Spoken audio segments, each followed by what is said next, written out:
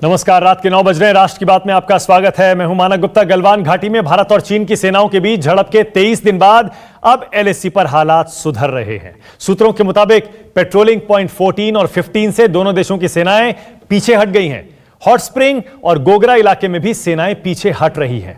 गोगरा में सेनाओं की वापसी की प्रक्रिया कल या परसों तक पूरी भी हो जाएगी।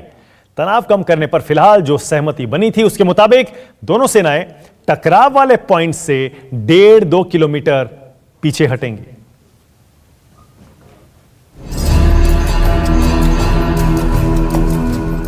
करीब 2 महीने तक चले सैन्य गतिरोध के बाद एलएसी पर चीन और भारत की सेनाएं पीछे हटना शुरू हो गई हैं।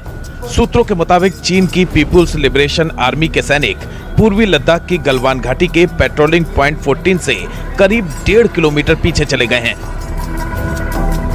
भारतीय सेना भी 1.5 किलोमीटर पीछे हटी है। हॉट स्प्रिंग के पेट्रोल पॉइंट 15 से भी दोनों सेनाएं पीछे हट गई हैं। सूत्रों ने कहा है कि चीनी सैनिकों ने गलवान घाटी में पेट्रोलिंग पॉइंट 14 और पेट्रोलिंग पॉइंट 15 पर टेंट और अन्य स्ट्रक्चर भी हटा दिए हैं। गोगरा के पेट्रोलिंग पॉइंट 17 से भी चीन और भारत की सेनाएं 1.5 किलोमीटर पीछे हटेंगी। दोनों सेनाओं की 1.5 किलोमीटर की वापसी के बाद Galwan patrolling point 14, hot spring और पेंगोंग त्सो में 3 किलोमीटर का बफर जोन बनेगा। फिलहाल दोनों ही देशों की सेनाएं बफर जोन में पेट्रोलिंग नहीं करेंगी। 3 चरणों में डिसएंगेजमेंट प्रक्रिया पूरी होने के बाद ही बफर जोन में पेट्रोलिंग हो पाएगी। यानी बफर जोन बनने के कारण भारत अब पेट्रोलिंग पॉइंट 14 पर पेट्रोलिंग नहीं कर पाएगा। अब तक भारत पेट्रोलिंग पॉइंट 14 तक पेट्रोलिंग किया करता था। पेट्रोलिंग पॉइंट 14 पर ही 15 जून को चीनी सैनिकों के साथ झड़प में भारत के 20 जवान शहीद हुए थे। फिलहाल तात्कालिक तनाव कम करने के लिए एलएसी से केवल फ्रिक्शन एरिया वाली जगह से ही सेनाएं पीछे हटेंगी। 2 हफ्ते बाद हालात की समीक्षा की जाएगी, फिर आगे का फैसला होगा। सूत्रों के मुताबिक चीन अभी दूसरे चरण पर सहमत नहीं हुआ है, जिसमें rocket, tanks, long range gun पीछे हटाई जाएंगी। दर्शकों के मन में भी कई तरह के सवाल होंगे। कोशिश करेंगे आज उन सवालों के जवाब दें कि आखिर एलएसी पर पहले भारत कहां था, अब कहां है और स्टेटस को नया क्या बनाने की कोशिश हो रही है। लेकिन पहले आज राष्ट्र की बात में जो सवाल है वो जरा देख लीजिए। सवाल बड़ा सीधा है, एलएसी पर चीन कहां है, भारत कहां है। और ये हम डिसएंगेजमेंट के बाद की बात कर रहे हैं, यानी थोड़ा थोड़ा जो सेनाएं पीछे हटी हैं उसके बाद। और क्या चीन फिर से धोखा दे सकता है? इसी पर होगी राष्ट्र की बात में बहस। मेरे साथ राष्ट्र की बात में आज लेफ्टिनेंट जनरल गुरमीत सिंह हैं, रिटायर्ड हैं आर्मी से और डिफेंस एक्सपर्ट हैं। Major general retired AJB Jaini, major general retired Ashwini Siwach, major general retired Vishambar Dayal. 4 defence experts आपकी टीवी स्क्रीन पर। और सबसे पहले लेकिन मैं जनरल गुरमीत सिंह आपके पास जा रहा हूं। सर, आज खबर आ रही है गलवान वैली से डिसएंगेजमेंट हो गया, वहां से 2-2 किलोमीटर पीछे हट गई दोनों सेनाएं। उसके बाद खबर आ रही है हॉट स्प्रिंग्स और उसके बाद गोगरा। ये 3-4 पॉइंट्स ऐसे हैं जहां पर चीन एलएसी का जो पहले स्टेटस को था उसको बदल रहा था। आज की स्थिति जनरल सिंह आपके हिसाब से क्या है? अब जबकि हम थोड़ा थोड़ा पीछे हट गए दोनों, फिलहाल पीछे हटने के बाद हम कहां हैं? क्या हम घाटे में हैं, चीन फायदे में है? देखिए जी, ये जो पीछे हटे हैं, आपको याद होगा कि 30 जून को मीटिंग हुई थी लेफ्टिनेंट जनरल लेवल के ऊपर में, और ये तीसरी मीटिंग थी जो 12 से 14 घंटे चली थी और बहुत ही विस्तार में बात किया था कि ये जो डिसएंगेजमेंट है ये step by step, phase by phase और वेरीफाई की जाएगी। इस मीटिंग के अंदर में बहुत बेटुक और बेबाक और स्पष्ट रूप से कहा गया था कि भारतीय सेना चाइना के लोकल कमांडर्स के ऊपर में विश्वास नहीं करती है, क्योंकि जिस प्रकार से 6 जून से 15 जून तक पहले मीटिंग जो 6 जून को हुई थी उसकी कार्रवाई थी, वो पहला कारण था। और सबसे बड़ा कारण था 15 जून, जिस रात को उन्होंने स्टेटस को चेंज करने की कोशिश की थी और उसके जो उस दिन भारत की सेना ने एक अपना पराक्रम का, साहस, शौर्य और बलिदान का एक परिचय दिया। उसके बाद तो चाइना के ऊपर में ट्रस्ट करना बहुत मुश्किल है। इसलिए जो भी स्टेज होगा, जो भी हरकत पीछे की तरफ होगी, उसको वेरीफाई किया जाएगा, उसमें कोई शक नहीं होना चाहिए। और आपने पूछा कि जो एलएसी है, देखिए एलएसी में खुदा स्टेटस को सबसे बड़ी चीज है, इसमें कोई कब्जे वाली बात नहीं है, क्योंकि जो कब्जा होता है, जो टेरिटरी होती है, वो बात होती है जाएंगी। पहले दोनों पेट्रोलिंग करती थी, अब दोनों ही पीछे हट जाएंगी।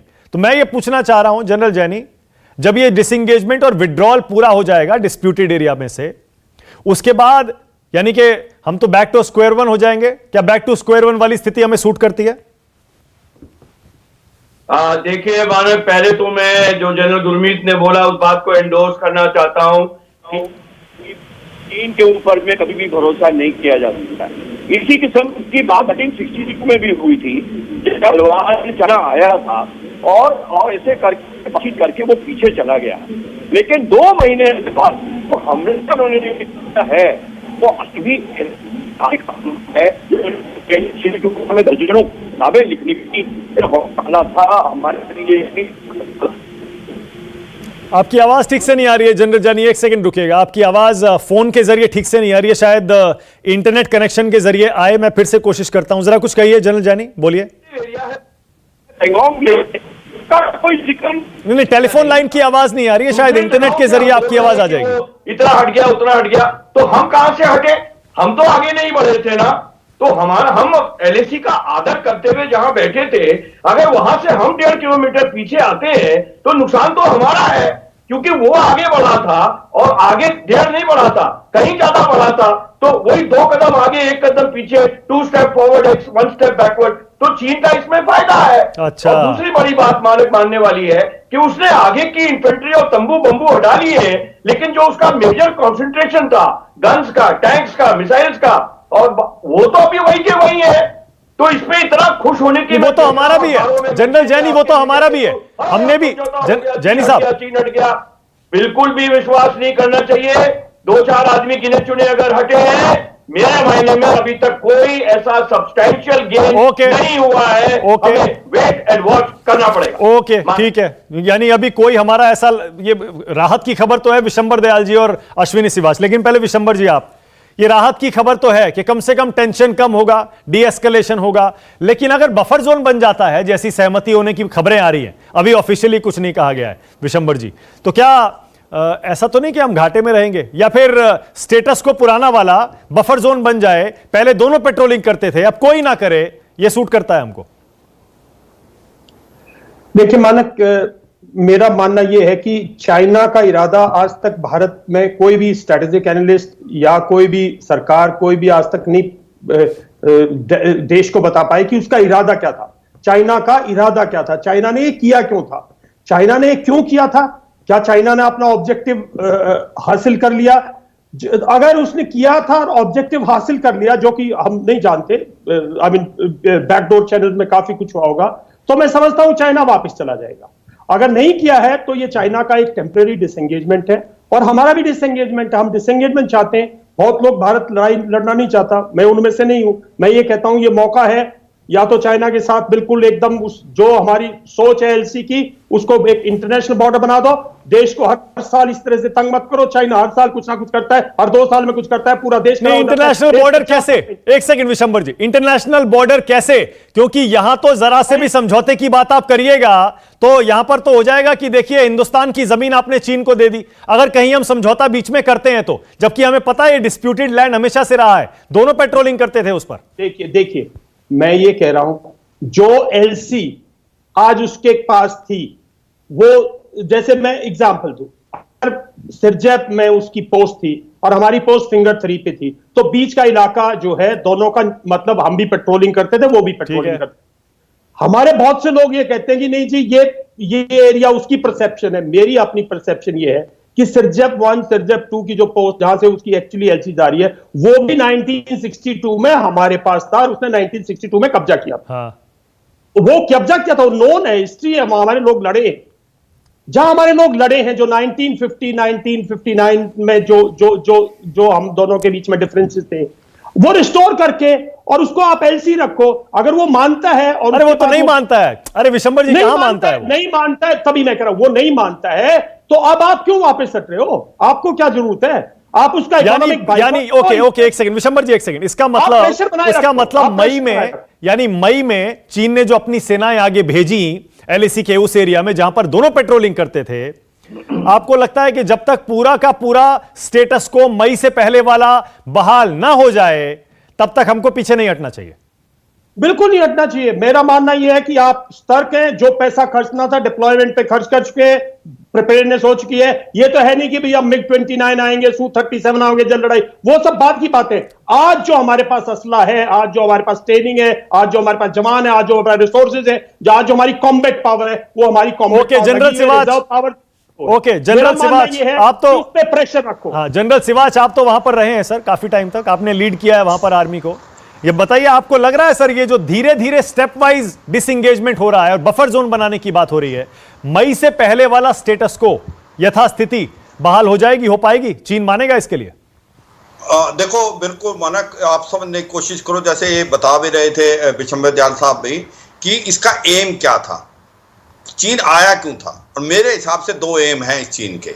एक तो कहीं ना कहीं दरबुक शोक दौलत बेग ओल्डी को ये डोमिनेट करना चाहता है, क्योंकि जिस प्रकार से हमने सब सेक्टर नॉर्थ में जहां दौलत बेग ओल्डी जाता है, जो 8 किलोमीटर साउथ काराकोरम पास से है, उसमें जब हमने जमावड़ा बढ़ा लिया है, उससे चीन को कहीं ना कहीं बहुत बड़ा डर लगा हुआ था, क्योंकि वहां पर हमारी फौज होने से हम चाइना पाकिस्तान इकोनॉमिक कॉरिडोर को भी डोमिनेट कर सकते हैं, काराकोरम पास को भी कर सकते हैं, सिंगजांग से जो लासा जा रहा है हाईवे उसको भी, और उसके साथ साथ हम ये गेटवे टू एक्साई चीन है। तो कहीं ना कहीं इसको डर लग रहा था कि कहीं भारत ऐसा तो कुछ नहीं कर रहा कि एक्साई चीन की तरफ आने की या गिलगित बाल्टिस्तान जाने के लिए। उसको रोकने के लिए उसका एक ही तरीका है कि किसी तरीके से ये जो दरबुक शोक और दौलत बेग ओल्डी रोड को डोमिनेट करे। वो डोमिनेट कैसे कर सकता है? वो पहाड़ी पकड़ेगा। तो जो गलवान के अंदर आया था, अब वो पीछे तो चला गया, मगर जो उसकी तरफ अपनी पहाड़ियां हैं वहां से भी वो डोमिनेट कर सकता है। तो वो काम तो वो करेगा,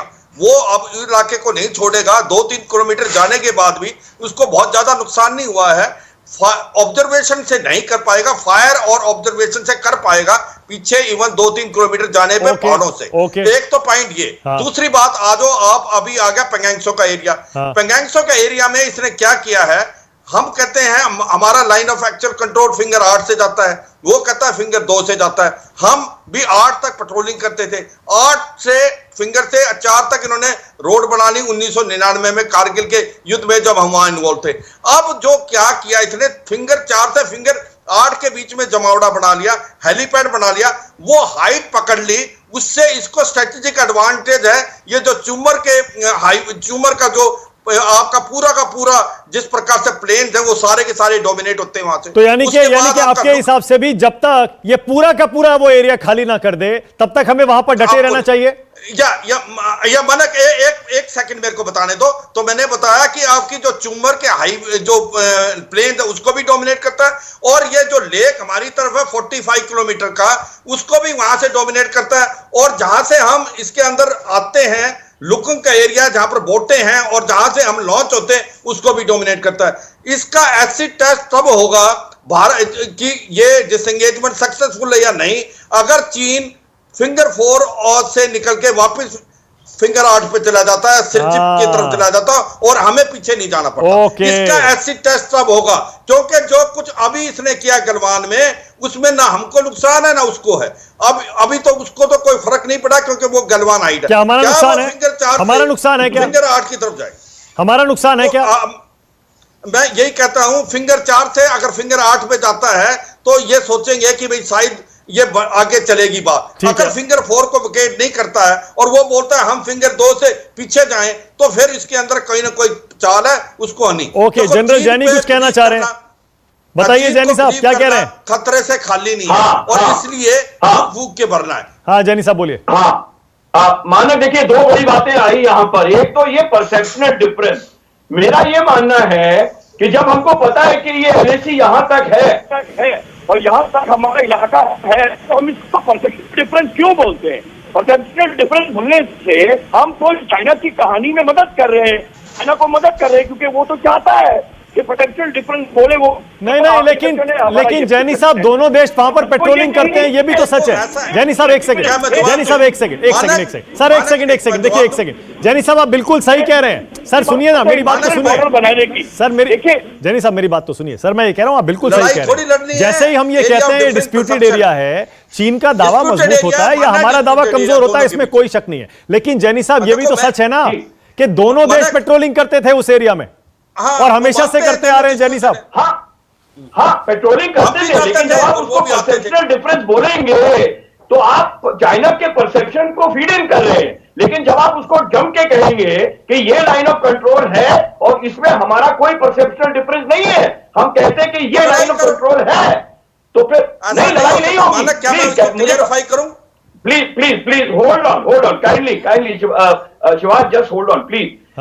दूसरी बात है कि जो कह रहे हैं कि इसको इंटरनेशनल बॉर्डर बना दिया जाए, देखिए उन्होंने बड़े क्लियरली बताया शिवाज साहब ने कि कितना स्ट्रेटेजिकली इंपॉर्टेंट है एरिया ये लद्दाख का चाइना के लिए। जो डेप्सांग प्लेन है, जो ये सारा का सारा पंगचूल लेक का एरिया है, चुशूल का एरिया है, ये बहुत इंपॉर्टेंट है उसको स्ट्रेटेजिकली। तो कभी नहीं मानेगा, बताया कि क्यों इंपॉर्टेंट है स्ट्रेटेजिकली। इसलिए अगर हम चाहते भी हैं, एक मिनट के लिए मान लेते कि हम इसको इंटरनेशनल बॉर्डर बनाएंगे, चाइना इस पर मंजूरी नहीं देगा। भाई आखिर 1962 से लेकर अभी तक 25 बार बातचीत हो चुकी है हाई लेवल मॉनिटरिंग कमेटी की, क्यों नहीं मानता है वो? अभी तक आज तक नक्शे तक नहीं शेयर किए। उसके इंटरेस्ट में है लैंड ग्रैबिंग, आज नहीं तो सलामी स्लाइसिंग जो हमेशा से करता है, और इस बार आरोप लगा रहा है कि हिंदुस्तान सलामी स्लाइसिंग कर रहा है, कि धीरे धीरे करके थोड़ी थोड़ी जमीन हिंदुस्तान हड़प रहा है उसकी। एक ब्रेक ले रहा हूं, ब्रेक से पहले जनरल गुरमीत सिंह,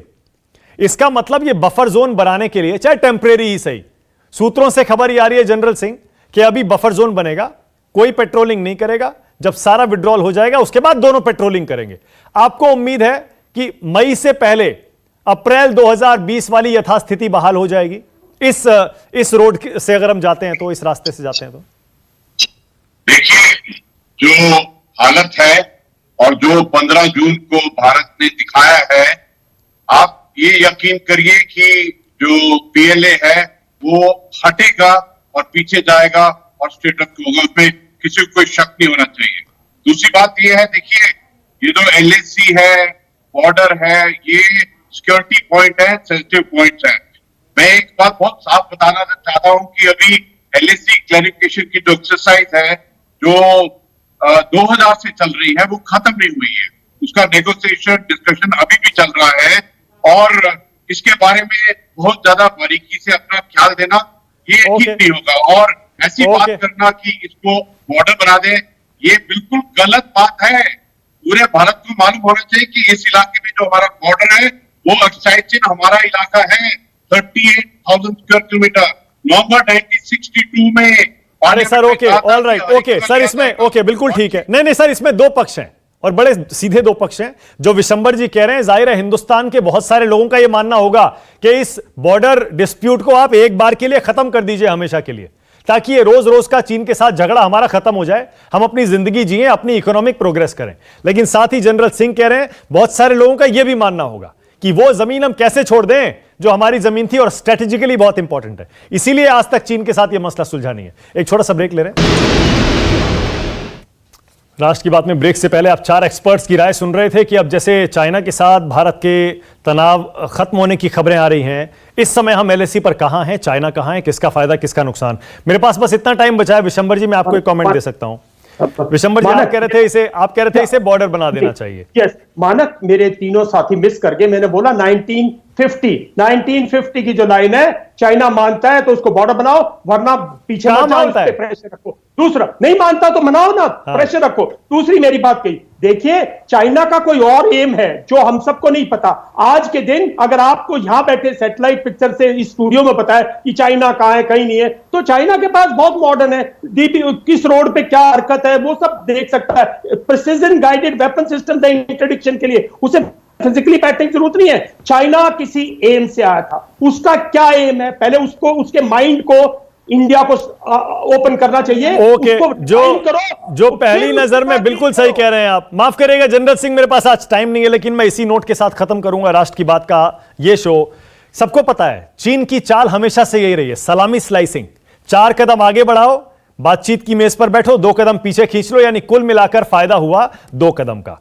इस बार देखना यह है उसने जो 10 कदम आगे बढ़ाए हैं, 10 में से कितने कदम पीछे खींचता है। इसीलिए बार बार हम इसी बात पर जोर दे रहे हैं कि मई से पहले का स्टेटस को, मई से पहले की यथास्थिति जब तक बहाल नहीं होती तब तक समझ लीजिए घाटा हमारा ही है। बहुत बहुत शुक्रिया राष्ट्र की बात में आ जाने के लिए आप सबका। छोड़ो, नमस्कार, मैं हूं मानक गुप्ता। अगर आपको हमारा ये वीडियो पसंद आया हो तो इसे लाइक और शेयर जरूर करें, और हां, हमें सब्सक्राइब और फॉलो करना ना भूलें ताकि आप देश और दुनिया की कोई खबर मिस ना करें। तो जुड़े रहिए हमारे साथ और देखते रहिए News 24।